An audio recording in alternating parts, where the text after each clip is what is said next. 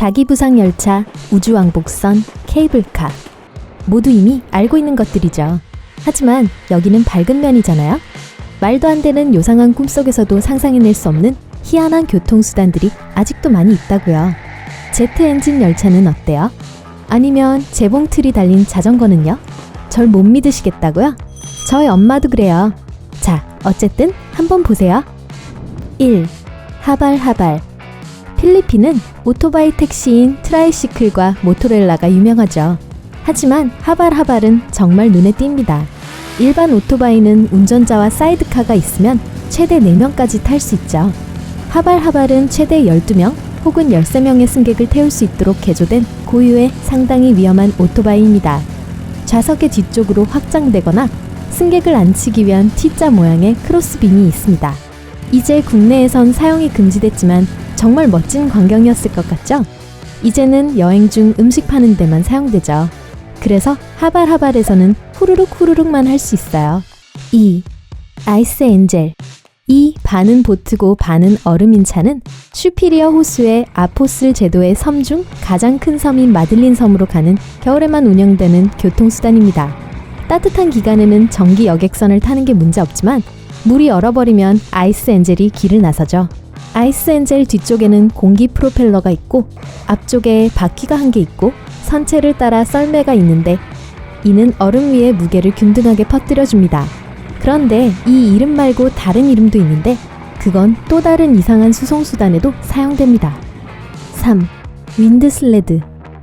남극 탐험가 라몬 라라먼디는 2018년 12월에 자신을 포함한 4명의 팀과 함께 또 다른 원정을 시작했습니다.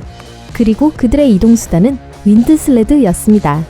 이름에서 알 수 있듯이 바람을 동력으로 쓰는 썰매라는 뜻이죠. 영리하네요. 탐험가들은 썰매의 양쪽 끝에 2개의 큰 텐트를 가지고 있었고 모든 장비는 사람과 텐트 사이에 두었죠. 하지만 프로펠러는 없습니다. 연으로 바람을 잡아 썰매를 움직였거든요. 4. MP버스. 네덜란드 로테르담의 마스강에서 특별한 수륙 양용 버스가 물길을 가르고 달립니다. 육지에서는 특별할 것이 없죠. 전형적인 관광버스가 시내를 가로질러 가는 것 정도일 뿐이죠. 그런데 강물을 튀기며 강 속으로 들어갈 때면 이 버스가 왜 특별한지 알 수 있습니다. 스코틀랜드의 클라이드 강을 건너는 페리가 이와 유사한 수륙 양용 버스로 교체돼야 했지만 기술적 문제로 인해 그렇게 하지 못했죠. 물속을 가는 육지 운송 수단에 관해서 얘기하고 있으니까 말인데요. 이와 완전 반대되는 것이 있습니다. 5. 육상보트. 이미 존재했는지 여부는 불분명하지만 그 이상한 차량은 1924년 파퓰러 사이언스 4월호에 소개되었습니다. 잡지에 따르면 이 보트는 2개의 지렛대가 달린 2인승 보트처럼 생겼다고 합니다. 2개의 지렛대는 승객 중 1명이 저을 수 있는 노 역할을 했고 한 번의 노접기로 육상보트는 몇 걸음 앞으로 나아갑니다. 하지만 자동차가 상용화된 후에는 잘 되지 않았습니다. 정말 다행이네요. 6. 대나무 열차. 아니요, 대나무로 만든 기차가 아니에요. 캄보디아 말로 놀이라고 불리는데 기본적으로 바퀴 위에 올려진 나무 판자입니다. 다른 교통수단으로는 도달하기 어려운 곳을 철로로 타고 이동하죠. 일반 열차는 더 이상 이 철로를 이용하지 않습니다. 놀이는 캄보디아 전역을 여행하는 저렴하고 쉬운 방법입니다. 빠른 속도에 떨어지지 않도록 조심하세요. 놀이는 시속 48km까지 달릴 수 있어서 철로에 떨어지면 크게 다칠 수 있다고요. 7. 코코택시. 쿠바 고유의 이 특이한 운송수단은 코코넛에서 그 이름을 따왔는데 코코넛을 많이 닮았기 때문이에요. 기본적으로 섬유유리와 플라스틱으로 만든 외판, 각각 운전자와 승객용인 2개의 좌석이 있는 모터 달린 자전거입니다. 주로 관광객을 위해 만들어졌지만 민첩하고 빠르고 대부분 저렴합니다. 8. 마타투. 최고의 파티버스예요. 분명히 파티버스처럼 생겼지만 케냐의 수도 나이로비에서 가장 저렴한 대중교통입니다. 내부에서 시끄러운 음악이 울리는 이 화려한 그림이 그려진 이 버스는 거의 불법이죠. 이 버스를 금지하려는 시도는 모두 실패했습니다. 사람들이 통근용으로 이용할 수 있는 다른 선택지가 거의 없거든요. 그리고 솔직히 이 버스는 멋진 관광상품이잖아요. 하쿠나 마타타. 9. 휘발유 엔진 유모차. 놀랍게도 1920년대의 짧은 기간 동안 시속 6km의 속도로 갈 수 있는 모터 달린 유모차가 있었습니다. 이 속도는 기껏해야 다소 느린 조깅 수준이죠. 보기에는 평범한 유모차처럼 보이지만 보모 겸 운전사가 서 있을 수 있는 발판이 있고 여기에 모터가 달린 5번째 바퀴가 부착돼 있습니다. 아마도 꽤 편리했겠지만 엔진에서 때때로 발생하는 역화 때문에 인기를 끌지 못한 것 같아요. 불쌍한 아기들. 10. 제트 엔진 열차. 여러분은 왜 기차가 비행기처럼 제트 엔진을 장착해 더 빨리 달릴 수 없는지 궁금해한 적 있나요?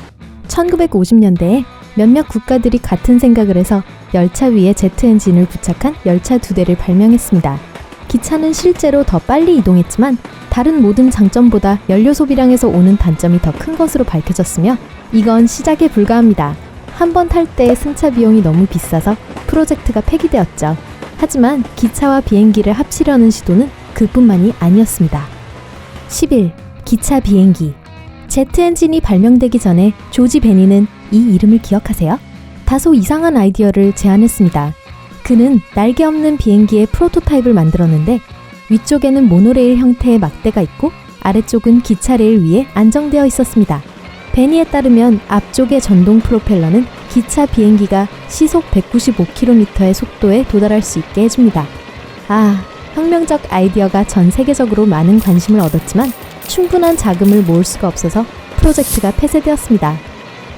베니와 제트에게는 무리였던 거죠. 그러니까 말인데요. 12. 제트 엔진 오토바이. 이건 1949년에 발명되었는데 오토바이처럼 생겼다기보다는 거대한 배기 파이프가 달린 자전거처럼 생겼습니다. 하지만 당시에는 놀라운 속도인 시속 110km에 도달했습니다. 시중에 나오지 않은 이유는 연료비 때문이었죠. 어쨌든 2019년에 캘리포니아에 본사를 둔 회사가 자신들이 만든 제트 엔진 오토바이를 소개했습니다. 이제는 돈이 엄청 올랐어요. 4,700만 원이 여러분 주위에 굴러다니고 있다면 직접 테스트해 볼 수 있어요. 누가 해보실래요? 누구 없어요? 뷰러씨? 13. 가족 자전거. 이 기계는 구피바이크로 알려져 있으며 분명히 그 이름에 적합합니다. 1939년 찰스 슈테인 라우프가 발명했고 유일무이한 발명품이었죠. 구피바이크는 가족 4명을 모두 태울 수 있었지만 아마도 가장 특이한 특징은 기계의 중심에 재봉틀이 있다는 겁니다. 14. 개 자동차. 개 썰매에 대해 들어본 적 있나요? 같은 1939년 80세의 개 훈련사인 제트 윅스는 개 썰매가 진화할 때라고 생각해서 개 자동차를 만들었습니다. 바로 자동차와 햄스터 쳇바퀴의 사이에서 태어난 것 같았죠. 운전자가 차를 조정하고 뒤에 있는 거대한 쳇바퀴에는 개가 있고 개가 걷거나 뛰면서 에너지를 만들어내는 것이었습니다. 하지만 이 아이디어는 비현실적인 것으로 판명되었습니다. 왜냐하면 개가 아무리 힘을 짜내도 차를 몇 야드 이상 움직일 수 없었기 때문입니다. 15. 치바 익스프레스. 버스처럼 편안하게 기차를 타는 것을 상상해 본 적이 있다면 에콰도르로 눈을 돌리시면 됩니다. 치바 익스프레스는 화장실과 술집을 포함하여 필요한 모든 것을 갖춘 철로를 다니는 버스이며 그 위에서는 에콰도르 전체를 거의 다 볼 수 있습니다. 전망을 보고 싶으시면 지붕 위로 올라갈 수도 있어요. 16. 현수선 모노레일. 기차 비행기 기억나세요? 아마 거기서 영감을 받았을 거예요. 독일 우퍼탈에 기반을 둔 가장 오래된 현수선 모노레일은 120년 된 것입니다. 객차는 거리 위에 철로를 따라 이동하며 속도가 빠르지는 않지만 어쨌든 보기에 멋지잖아요. 17. 다이나스피어. 그럼 이 거대한 바퀴 안에는 벨로키립토르가 달리나요? 잠깐만요. 다이노스피어가 아니었나요? 죄송해요. 페이지가 잘못됐네요. 어쨌든 다이나스피어가 거대한 바퀴라는 건 변함없어요. 단지 그 안에 운전자가 앞을 보기 위해 옆으로 몸을 기울이고 있을 뿐이죠. 이 바퀴는 시속 48km로 가속할 수 있지만 개인적으로는 위험을 감수하고 싶지는 않네요. 이 개념은 프로토타입에만 적용이 됐고 결코 대량 생산되지 않았어요. 하지만 이 발명품의 사초는 얘기가 달랐죠. 18. 모노휠. 바퀴가 하나라는 것은 크게 비슷하지만 모노휠은 다소 인기 있는 운송수단이었고 지금도 그렇습니다. 이것은 하나의 큰 바퀴로 되어 있는데 이름이 거기서 나온 거죠. 그 안에는 운전자가 자전거에서처럼 페달을 밟고 앉아 있습니다. 바퀴가 다소 얇아서 앞쪽에 뭐가 있는지 보려고 몸을 내밀 필요가 없습니다. 그리고 모노휠의 전동 버전은 시속 100km까지 달릴 수 있는데 꽤 대단하죠. 이제 우리가 준비한 걸 다 보셨네요. 옛말에 따르면 처음에 성공하지 못하면 다시 시도하고 또 시도하라. 그리고 난 다음 그만둬라. 바보처럼 보이고 싶지 않을 거니까 라는 말이 있죠. 여러분, 오늘 새로운 것을 배웠다면 이 영상에 좋아요를 누르고 친구와 공유해주세요. 그리고 여기 여러분이 좋아할 만한 영상이 많답니다. 왼쪽 혹은 오른쪽 영상을 클릭하세요.